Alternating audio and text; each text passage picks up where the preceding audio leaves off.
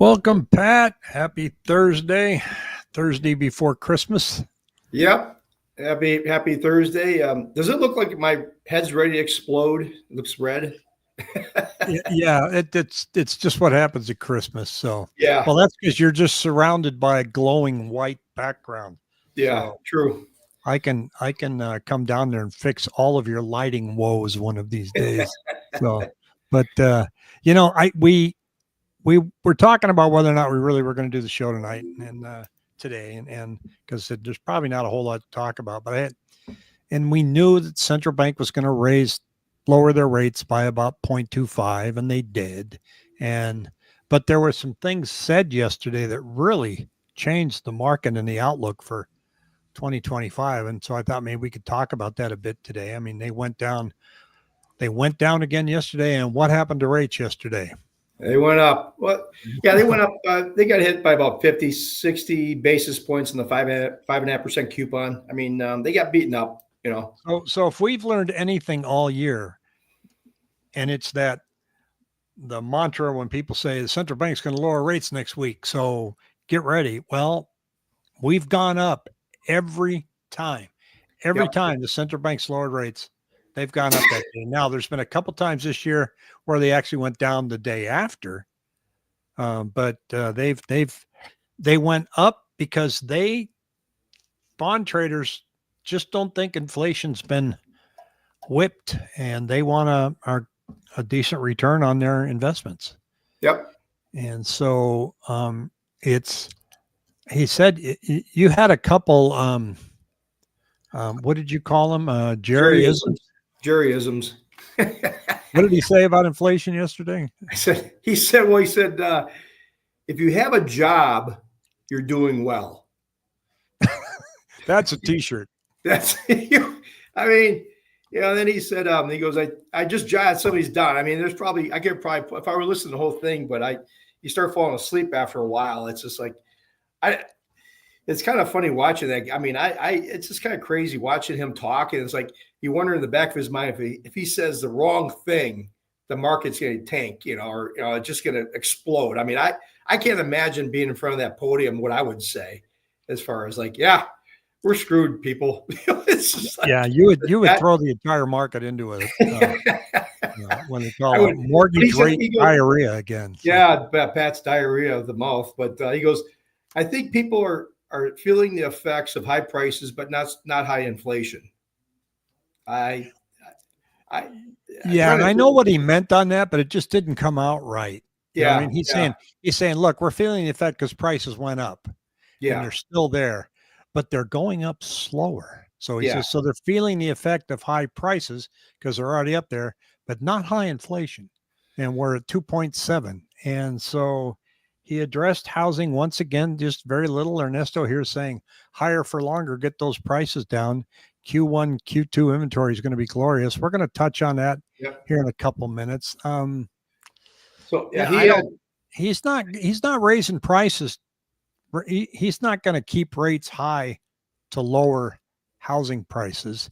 He's going to keep them higher for general economic reasons, economic activity, because he got too much money chasing too few goods. And should we jump right to the M2 chart? Yeah, well, here, just talk about like where do we come from? If you think about, I know we'll probably jump around a little bit on this topic, but look at where we are at today. Where do we go from here? Where were we at 12 months ago? They were talking about 5 or 6 rate cuts. Now we got 3. Marry the house and take the rate. Yeah, I predicted no more than 2, so I was pretty close. But now it's the psychology, the market. You can look at the data and the facts, but then also the market does trade off of psychology. What's coming in the future? Like last year we had, these expectations of rate cuts. And we had this trepidation all year long, how much they're going to cut or whatever. Now they've kind of swinging the podium the needle the other way from, okay, maybe we're not going to have many rate cuts at all. So there could be a surprise factor on the other side. Maybe rates have been trading in this channel for like the last year, low 6s, low 7s, kind of in that channel. So who knows? I mean, you listen to these people and they're like, I listened to this one Jim guy. I can't remember his interest rate. He's an interest rate expert, and you could just tell that he didn't really even know what to expect anymore. It's just, You don't hear 5.5 being bounced around much anymore. It's interesting because as I remember, we were getting in last year in January, and I'm in a lot of real estate forums and on Facebook, and they're going to have 4 to 6 rate cuts. Don't be afraid to to get in now because you'll be able to refinance next year. You'll have plenty of opportunities, and because when rates come down, remember September 18th, when rates come down, the buyers are going to come out. We're going to have bidding wars again, and we didn't see any of that. In fact, if I look here on our weekly summary here, put us off to the side there. This is market conditions. So what you got here is in 2023. I'm going to draw a couple comparisons here. This is Thanksgiving. This is Christmas. And then we get into the last week of January. So last year, this is number of accepted contracts weekly. When it dipped down Thanksgiving last year, we had 1,042. So roll the tape forward to this year. How much of a difference do we have this year? 44 homes. I mean, that's talk about stuck in a channel and creatures of habit. I mean, we're right there. We didn't go up or down. Yeah. Thanksgiving week. Now we came up here on the week of December 10th, and we are slightly higher than that this year, but not by much. It looks like it on the chart. 1,261 versus 1,388. So about 100 homes. So sales were low in 2023, as you can see, but they didn't fall off the map, year over year. Now, what can we glean from looking at January? Well, we peaked February 4th at 1,806 contracts, which would put us, right about here if we just match last year as we dig out of Christmas. I'm showing on what I look at on the 7-day moving average, which you can see on the ticker below, that we're still kind of resilient at 2,250 to 2,400 contracts. New listings have fallen off the map because it's before Christmas. But here's what I'm going to watch. I think January and February are going to be really slow. I don't think it's going to meet anybody's expectations because there's nothing out there that says, okay, this will bring buyers out. I don't see it. I don't see anything. If you're waiting for price to come down, they're not going to come down in January. So you're just going to wait some more. And how far do prices have to come down before people like Ernesto here says, let's get those prices down? Well, how far? How far down before you think you're motivated? So I don't think rates are going to move at all in January and February. So the big question is, how many new listings are we going to get? And after they've been on the market for 60 days, what will sellers do? Are they just testing the market by listing their homes and are just going to pull them off? Or are we going to see some price decreases? Because once this agent days on market start to climb in January and February, are we going to see more average list price per square foot come down? Ernesto says, watch the inventory rise. That's going to tell you everything. Well, if inventory goes up and sales follow, there we go. But I think, it depends on what they do. If the inventory goes up, Ernesto, and it's not moving, are they going to lower their price that everybody hopes? Or are they just going to say, well, maybe this isn't the month for that, and our canceled listings spike up? Yeah. Until a mortgage is near the same monthly price as renting the same home. How far?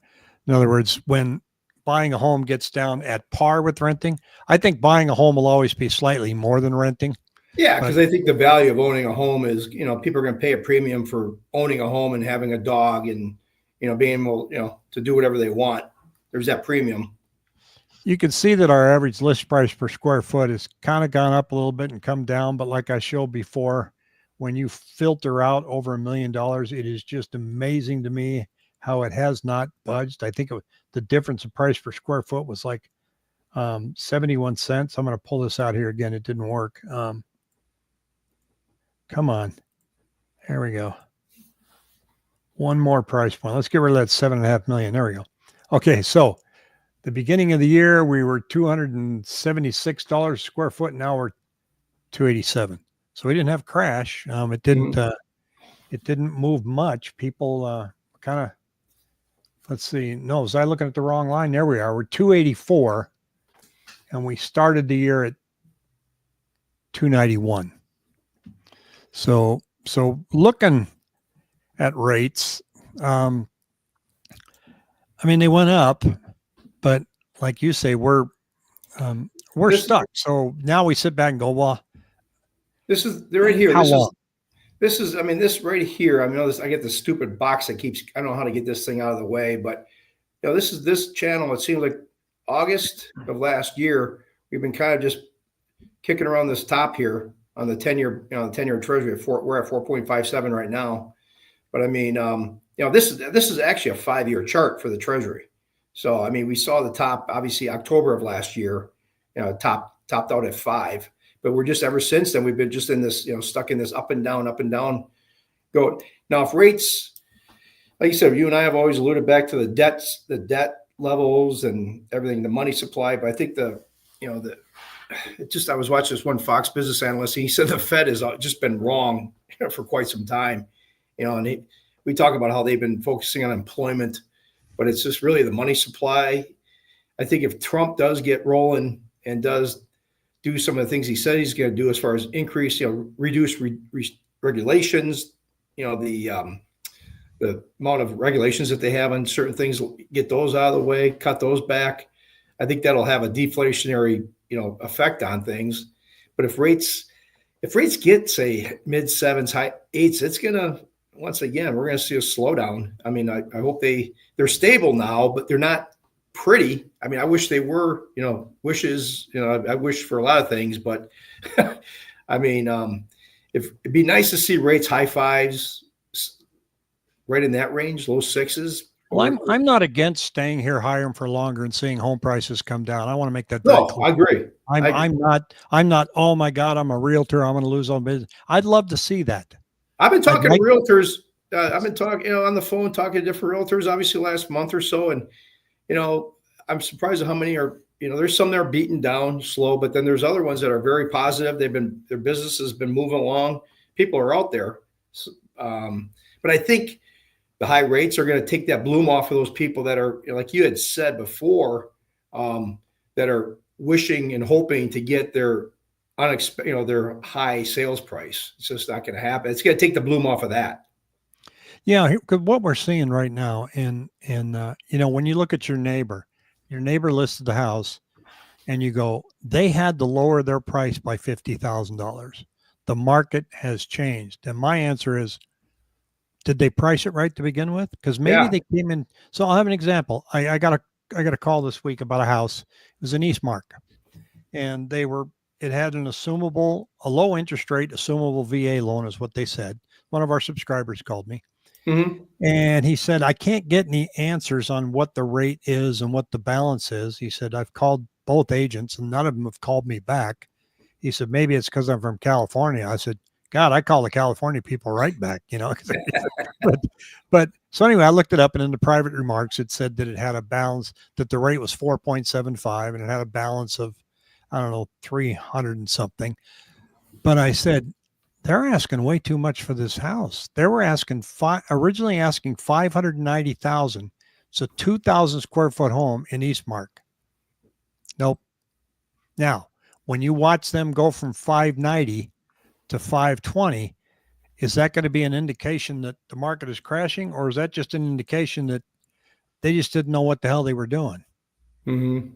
So what do you think? Right? What do you think? Ideally, the house, just looking at it, what do you think? I don't think it should have been a dime over 500. Really? Yeah. He bought it in 2022 for 385. Oh, Jesus. Yeah. So I mean, it's 2,000 square feet. So the reason I bring that up is when you start seeing the price reductions in your neighborhood, you need to ask yourself, what kind of a price reduction is that? Is it a price reduction that's getting them down to where they probably should have started, which is more in line Yeah. with the market and not just their wish pricing? Or are they now below that? People are starting to panic a little bit and reduce their price, because the price reductions I'm seeing are simply out there because they started out too hot. If you look, and the difference is when you look at average sales price, still going up. Yeah. Yeah. It's sold. And here's the money supply, Pat. I mean, what is inflation? It's caused by what? Too much money chasing too few goods. Yeah. After this spot right here, we flooded the market with money, and inflation ensued. So we started flooding the money in 2021, and inflation came out. But now it's not coming down. So to your point earlier, one analyst is saying, they're not doing a very good job at reducing the money supply, and that's the whole elephant in the room. There's how do we pull this back without crashing everything? So it's not always to do with housing. No. And what kind of stuff can get in the way to make rates explode, go up? Inflation. Yeah. But I mean, but the market always has a way of correcting itself. If rates get out of hand, things are just going to come to a halt. I'm just being very generalist, much a general statement, but if rates went to say 10%, what do you think would happen? Yeah. I mean, cash buyers, and that's it. And it's the market, real estate would be toast. If it goes down to 5, well, they've reignited everything. So if we see us going down to 5 by some strange reason, it'll only be if we're in a recession and they have to juice the economy a little bit. Yeah, I mean, it's every time, it's been a phenomenon. It's not really a phenomenon anymore. Anytime rates get down into a reasonable range, you're going to see more buyers come out of the woodwork, because all of a sudden, you see a rate change, half a point. All of a sudden you went from not qualifying to qualifying. So I think it's going to be an interesting year. I think we've seen these swings, these pendulum swings, like last year with the rates, just kind of like we saw with inflation the last couple of years. Inflation was coming in hot. Now it's kind of swinging the other way. And, we're seeing these pendulums that I think now you got the Fed saying, well, we're going to really cut the slow down the cutting of rates. But I think he left the door open. He's left a big door open. It's I don't know how they do it. I mean, but it went from 5 rate cuts, 6 rate cuts last year to 3 now. Now they're saying we're going to do minimal maybe. And that's what the market's been afraid of, is like, okay, we might only see 2 rate cuts next year. Yeah. Yeah. So now it's swung the other way. So now if they do come out and cut, that's where maybe you got the surprise on the rates coming down a little bit, so I don't see anything in the horizon that's going to, sit there and say, oh my God, I got to buy now. You know what I'm saying? Yeah. Well, and then Ernesto, I don't know why it's so hard for realtors to understand there's a correction under the way. Ernesto, I'm looking at the numbers. It's not that it's hard to understand the corrections under the way. We're starting to see a slight correction, and jobs are down. If they get corrected. If anything, we look at the data now and see where we at. So I'm going to show you an example. It's not we operate in kind of an industry bubble. Don't you agree, Pat? I mean, we get our numbers from pretty much the same source. Somebody accused me this week of, these numbers are all fraudulent. And I kind of told them to pound sand. I told them it was absurd. I mean, the numbers are what the numbers are. When a house sells, it gets recorded. The price is there. We don't meet at Golden Corral and have a price fixing meeting. But let's talk inventory. Okay. Here we are. This is updated weekly. It's showing you at 20,969 right there. Let's go to 2006. Okay. We're nowhere near that. That's 47,000. Let's go to 2007. That peaked at 57,833. Now, if we're waiting for prices to come down, and we want them to come down a lot, and our population has increased exponentially versus right here, then where does inventory need to be in relationship to volume for prices to come down? I'm going to say inventory is going to have to start landing at about 40,000, with sales being running about 3,000 or 2,500 to 3,000 a week. That's Mm-hmm. not enough sales volume to offset that much of an inventory increase. So Mm-hmm. when we say that uh, it's hard for us realtors to understand what's about to happen, it's not. We have to wait and see if this is going to happen, if this is a possibility. John says, did Arizona population grow from 2008 to 2012? Well, It was, but barely. In fact, when I was looking at what was going on 2006, 2008, I think I can't remember the number that we had. I remember my dad was an agent, I wasn't. And I said, they're treating real estate like a perpetual motion machine. well, that goes into that article I pulled up. I talked to you before. Talked about it said the U.S. population grew by nearly 1% between 2023 2024. It said here, as the nation's population surpasses 340 million, it's the fastest annual population growth the nation has seen since 2001. A notable increase from the record low growth of 0.2% in 2021. So the growth was primarily driven by rising net international immigration or migration. So, um, Well, and we've got a lot of people. I don't know how many can afford to buy. no, Um, well, they have to you live know, somewhere though. and they'll rent. I mean, let's face it, like elephant in the room is a lot of them are, um, um, people that just crossed the border. They're not coming over here and putting down money to buy a house, but they got to live somewhere. Yeah. Um, I'm trying to pull up here. I'm trying to Google uh, Arizona population from 1900 to 2023. And it's not, I'm going to go a 10-year here.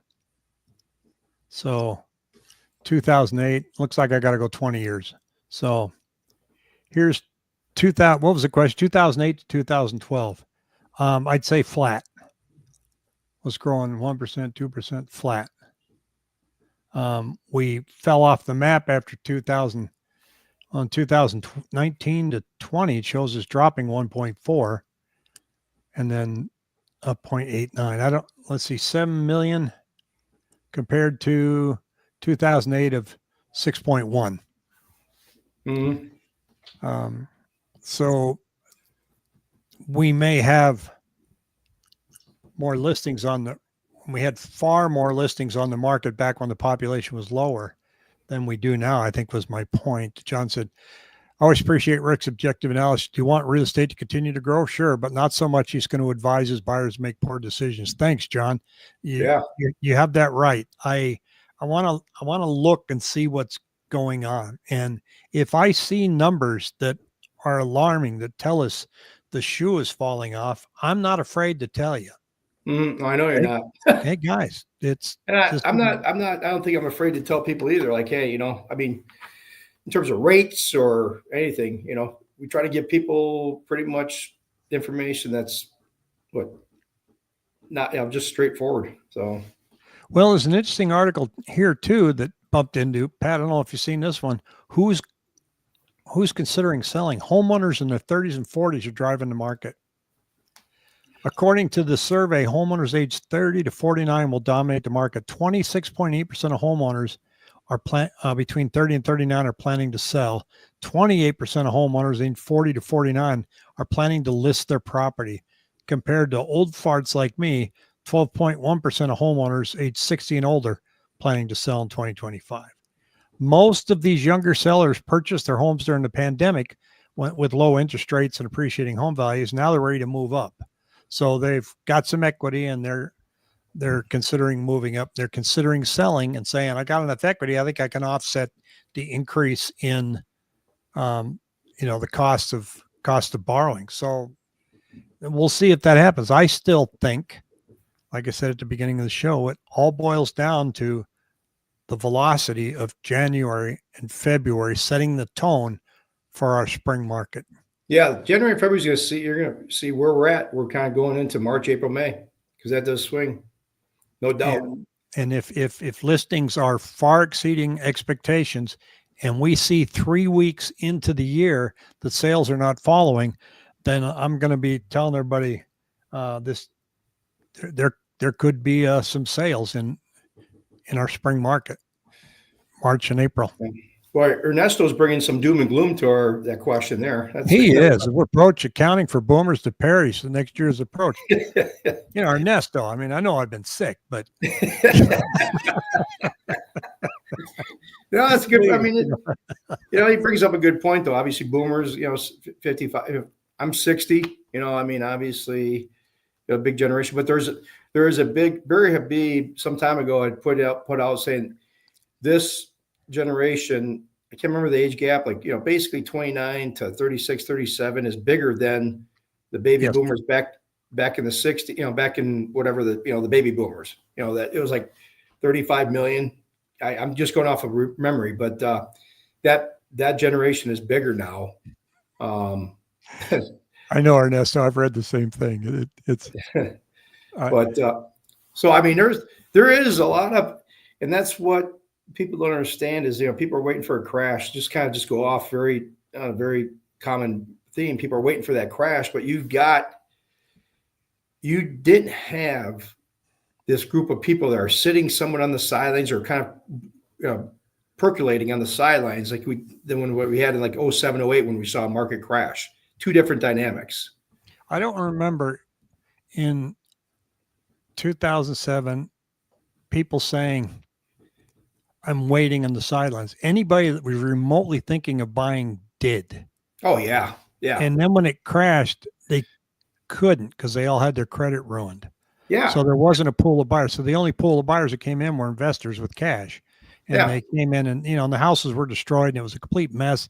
The economy was shot. I was in the bread business then. And I remember I had to do my forecast for, my budget for the next year. And we had Hispanic products. And we also had high-end Oro Wheat, Entenmann's Thomas, but we had Bimbo and Marinella. And I forecasted that end of the business would be down by 13%. Well, my vice president was a dunce. And he said, you can't forecast a decline, Rick. And I said, we just had a major economic calamity here. You don't even see any landscape trucks. Our major retailer, Food City, which is the number one Hispanic grocer, has just filed bankruptcy.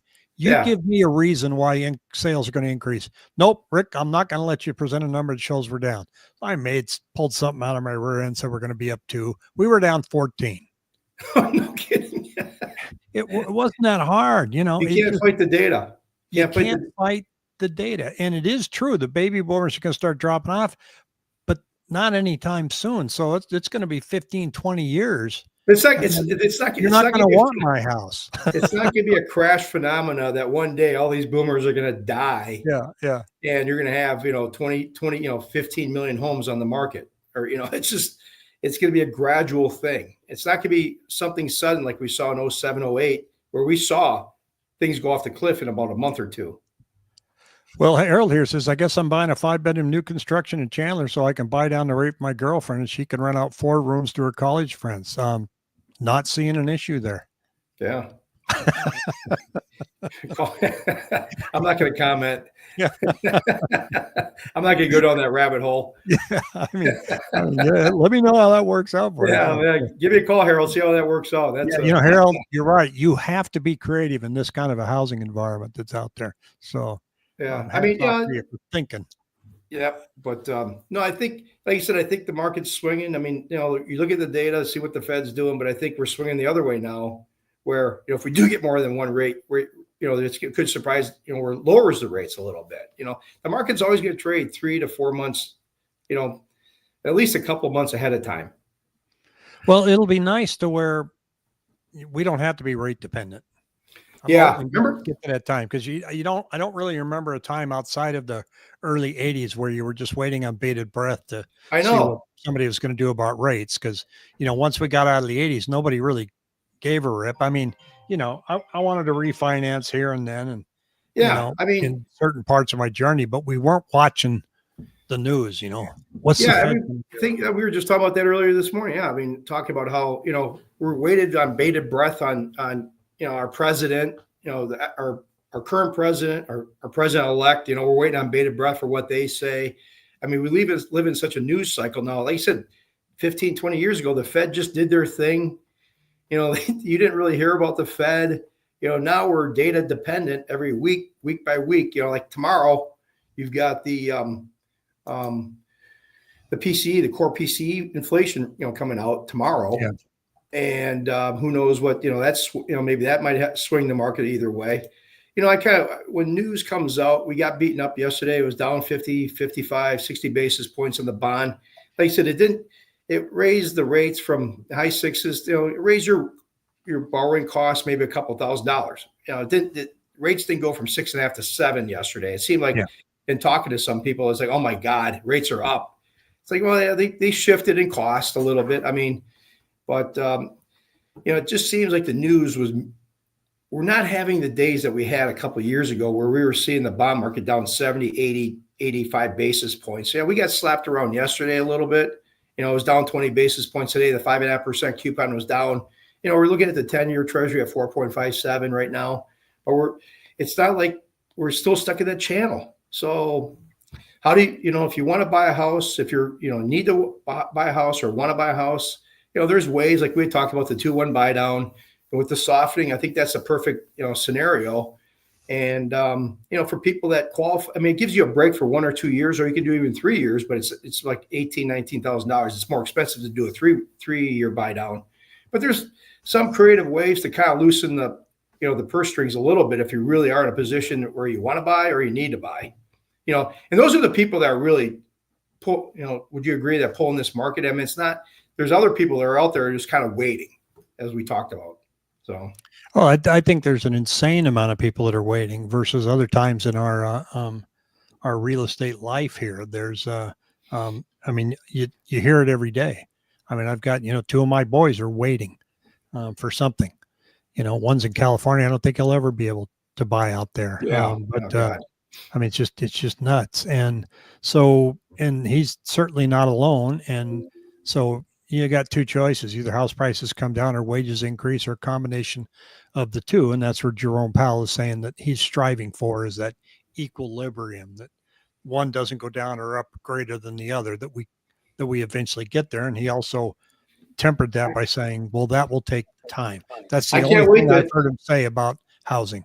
Yep. I can't wait till he rings that bell, right? Yes, that's right. Yeah, he has a news conference. I mean, says, okay, today, okay, people, we've hit equilibrium. We're good to go. I mean, you're never going to be there. They tried pinning him down yesterday on what they called equilibrium, right? When the rate, when is, and he goes, we're 100 basis points. He said, we're 100 basis points closer than we were before. He wasn't going to get roped into that. It just, some of these people that ask him questions like, did you really think he was going to answer that? Yeah. So, well, Pat, I will see you on here after Christmas. I hope Santa brings you everything that you're looking for. And it's I'm good. I'm not, the older you get. I mean, good, because I didn't get you anything. So yeah. I got so. All right. Well, thank you everybody for watching. We will see you in the new year. Yes. Take care. Take care, everybody.